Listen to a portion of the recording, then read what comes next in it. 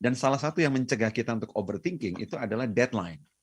Oke. Nah, deadline itu selalu membantu kita untuk putuskan gitu loh. Kalau tanggal sekian kita sudah set, putuskan aja sudah.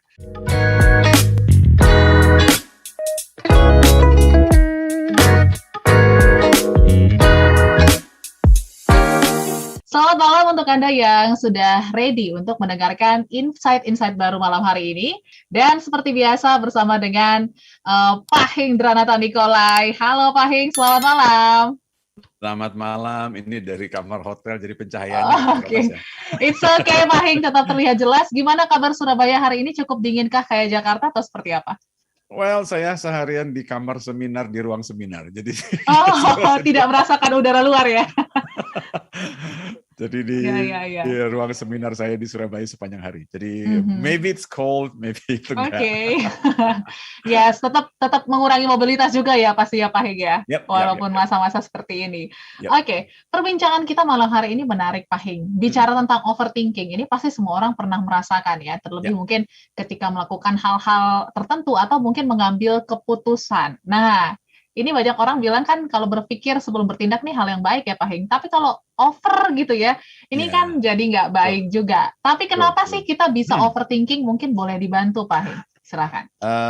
Prinsipnya sih kita ingin membuat keputusan yang benar banget gitu loh, yang sangat tepat, yang sebisa mungkin mengurangi berbagai resiko, ada ketakutan dan lain-lain gitu loh. Karena itu secara nature kita ingin menghindari kesalahan kan. Ya, karena itu kadang-kadang saking ingin menghindari kesalahan, kita terlalu panjang berpikirnya gitu loh. Kita mempertimbangkan kembali efek itu, mempertimbangkan kembali resiko ini, resiko itu, akhirnya lewatin batas waktu yang harusnya kita putuskan gitu loh.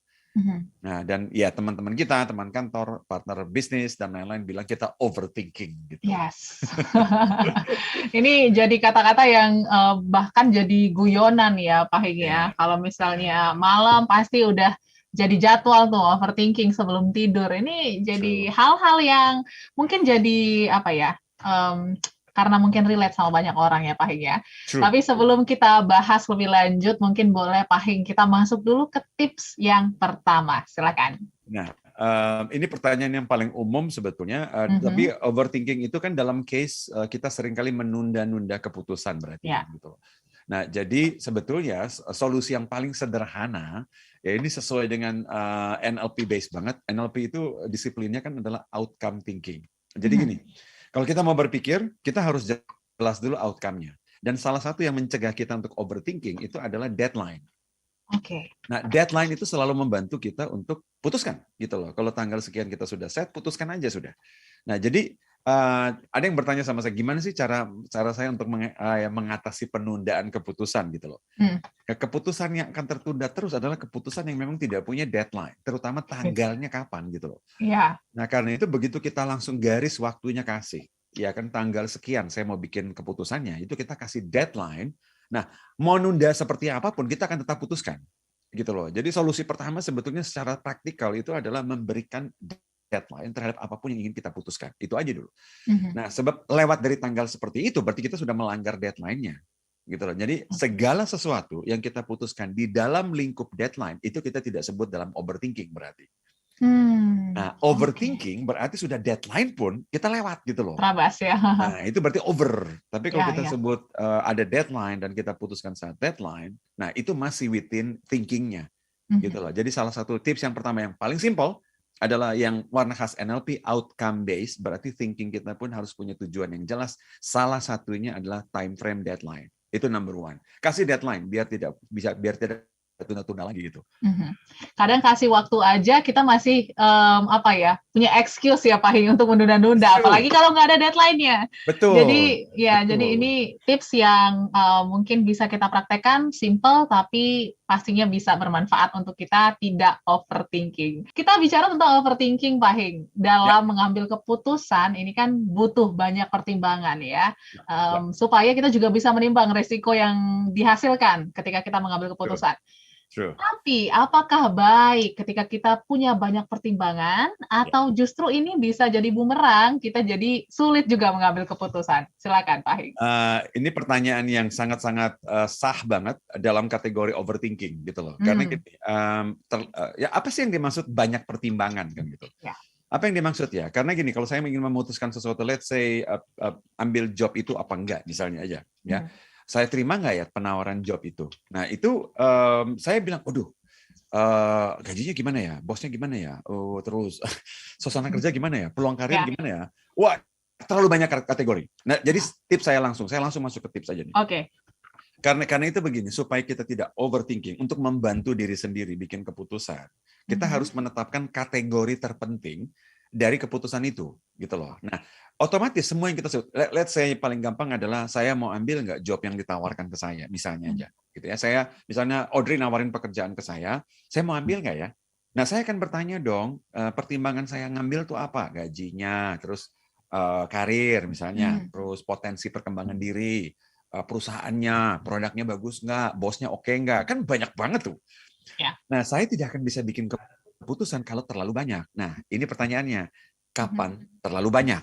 Ya kan gitu loh. Di angka berapa terlalu banyak yang bikin kita terlalu banyak pertimbangan? Saya paling sederhana. Dalam NLP itu dikenal salah satu yang namanya magic number 7. Jadi gini, aturannya adalah, ini yang sudah sering ikut prac, yang sudah sering masuk ikut kelas saya, di kelas manapun saya sering kali menyebut ini, angka 7 plus minus 2. Nah, jadi aturan main working memory kita, Audrey, dan juga smart listener, itu adalah 7 plus minus 2. Nah, kalau mau bikin aturan apapun yang berhubungan dengan angka jumlah, dan jumlahnya itu harus masuk pertimbangan sadar kita, sebaiknya tidak melebihi ini, saya bilang, tidak melebihi 5. Dan lebih bagus lagi kalau bisa cuma 2 atau 3. Oke. Nah, ada yang bilang begini, Audrey, gini, tapi kan saya pakai 10 pertimbangan, oke. Ya. Ada 10 loh kategori nih Pak, oke. Nah, yang paling penting top 3-nya apa? Oh, nah, sebab kalau mau semuanya, Audrey, kagak bisa selesai. Ya. Kagak selesai. Nah, jadi di antara 10 itu, yang saat ini top 3-nya apa? Let's say Audrey bilang bahwa, oke, ayo kasih keputusan. Saya bilang begini, Bu Audrey, mohon maaf nih.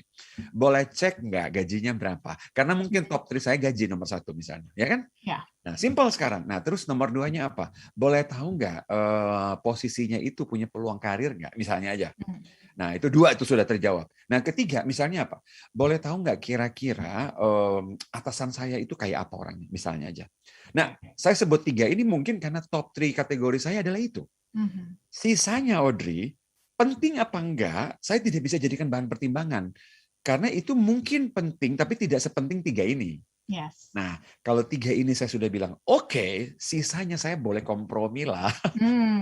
Mau dapat 10 paket, emangnya kita sendiri jago banget gitu loh, hebat sekali gitu loh. Nah, jadi saran saya sih, pangkas kategori pertimbangan itu jadi top 3 lah. 3 hal yang paling penting dalam membuat keputusan itu apa gitu loh. Dan itu jawaban saya, Audrey. Jadi 3 tips yang kedua itu adalah pangkas pertimbangan pemikiran thinking menjadi 3 lah. 3-5 lah sudah top. Gitu. Oke. Karena kalau kita bayangkan hidup yang sempurna itu hanya ada di sinetron ya Pak Hing ya. Jadi kita pasti akan mendapatkan plus minus lah dari setiap keputusan yang kita ambil. Oke, ini tips yang kedua menarik ya. Jadi bisa pilih top 3 gitu ya, kategori pertimbangan gitu.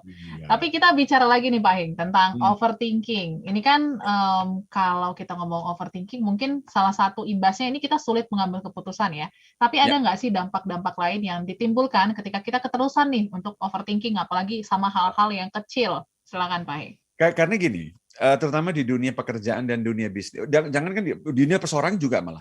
Begini, keputusan kita itu kan adalah ada menimbulkan output dari pekerjaan kita. Misalnya, let's say laporan, misalnya adalah keputusan untuk bisnis dan lain gitu loh. Nah, outputnya dari kita, Audrey, akan relate ke inputnya orang lain dong. Ya, misalnya laporan kita akan diterima di bagian B, ya kan? Nah, bagian B punya proses juga, proses bisnis juga. Kalau saya telatnya 2 hari, laporan itu akan ditelat proses oleh B 2 hari. Dan si B punya output pekerjaan juga yang diterima di D. Nah, hanya gara-gara saya overthinking 1-2 hari, bisa jadi nanti ujungnya di D, E, F, bisa delay 1 minggu kan? Ini gara-gara nah kita kadang-kadang bilang, tapi kan saya telat cuma 1 hari. No, telat 1 harinya kita itu imbasnya adalah ke input orang lain yang akan meneruskan proses kerjanya kita gitu. Dan itu bisa panjang, apalagi kalau sampai ke customer kan. Ya kan, misalnya begini, saya tunggu keputusan customer saya di bridal. Oke. Customer suruh putuskan, iya dong saya mau pakai ini. Saya bilang, oke nanti saya putuskan. Gimana sih kalau harus delay tanggal nikahnya seseorang? Masa gara-gara kita telat memutuskan dia telat menikah? Benar. Nah ini contohnya, kita tuh keputusan kita akan imbas menjadi input dari orang lain soalnya.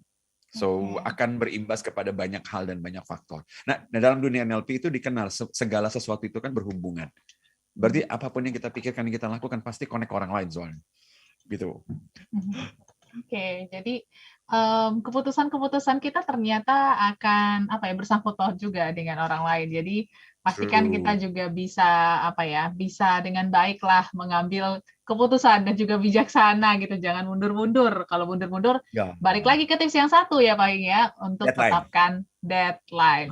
Oke, nah ini juga Pak Hing yang mungkin sering dirasakan oleh teman-teman yang suka overthinking ya.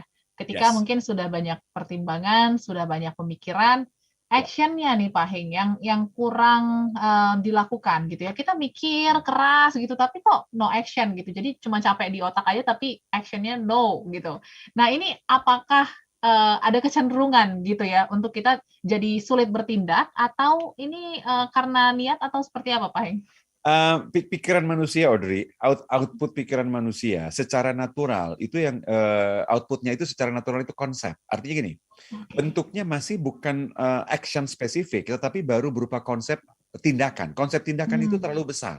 Misalnya begini, Audrey memutuskan bahwa saya akan mulai rajin olahraga minggu ini, misalnya aja. Oke. Nah, kenapa Audrey tidak olahraga juga? Karena itu konsep, rajin olahraga itu terlalu luas. Yang Audrey harus lakukan adalah Audrey akan bilang, saya akan jogging Sabtu pagi jam 6, keliling kompleks. Itu baru doable.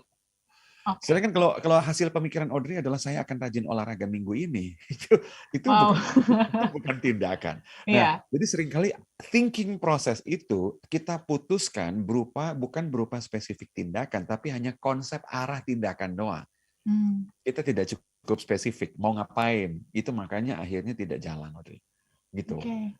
Jadi otak kita juga mempertanyakan ya, karena bimbang, jadi mungkin menunda-nunda. Iya. Otak kita galau. Seperti otak kita cuma ngomong sama kita, kalau itu kamu mau ngapain, Audrey? Ngapain?